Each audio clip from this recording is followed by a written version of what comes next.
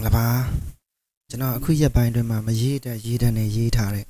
မြန်မာတန်တဲ့သရှင်လေးတစ်ပုဒ်ရှိပါတယ်ဒီသရှင်ကိုကျွန်တော်ရဲ့အတိမြန်မာတန်တဲ့ဆိုတော့တယောက်ကကျွန်တော်ရေးကြည့်ပြီးပါဆိုလို့ကျွန်တော်စူးစမ်းဖြစ်ညစ်ပြီးတော့ရေးထားတာဖြစ်ပါတယ်ကျွန်တော်ရဲ့ line လည်းမဟုတ်ပါဘူးကျွန်တော်မချွမ်းချင်ပါဘူးခင်ဗျာလိုအပ်ချက်များစွာရှိနေပါတယ်အဲ့အတွက်လည်းနားလည်ပြီးပါကျွန်တော်အဲ့ဒီသရှင်လေးကိုကျွန်တော်ဒီမိုလေးဆိုပြချင်ပါတယ်တိခံပြီးတော့နားတော့ခံပြီးပါအောင်ခင်ဗျာ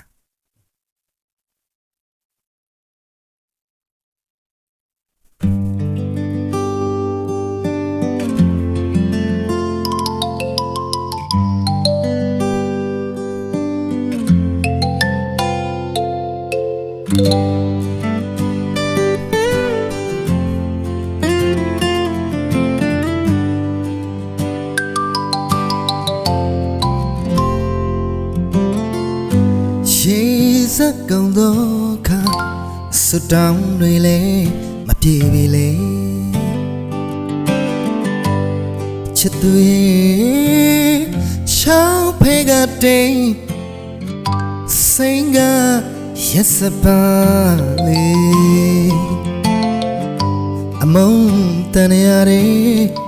ကောင်းငုံငါလေးစင်ခံမေအရှုံးသမားတွေရဲ့မျက်ရည်တွေအပြစ်မစိုးရဘူးအချစ်ဆူဆူနဲ့ပန်းပြူတဲ့လက်ကူမနင်းလေကြောခိုင်းရတဲ့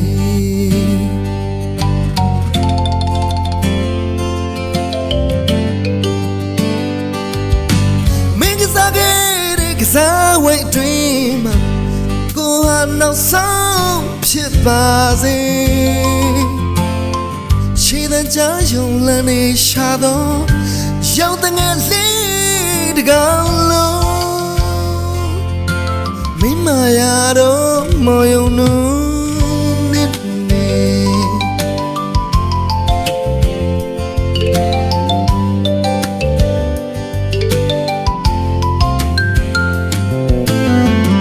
ဘဝရီအထက်ထက်ချ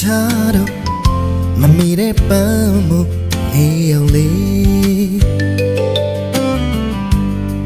ချစ်သူရဲ့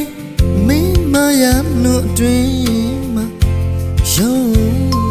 မထွက်နိုင်ပြီချစ်မိသူဒီအသေးလဲပြူကငိုဝေးဝင်းကချစ်ချုံသမားရဲ့မျက်ရည်တွေမညုံညင်ရဘူးစီတော့မင်းထောင်းတဲ့ကြောခွင်းကိုမှမျက်စိမိတ်ခါစွတ်ဝင်မိပြီလေ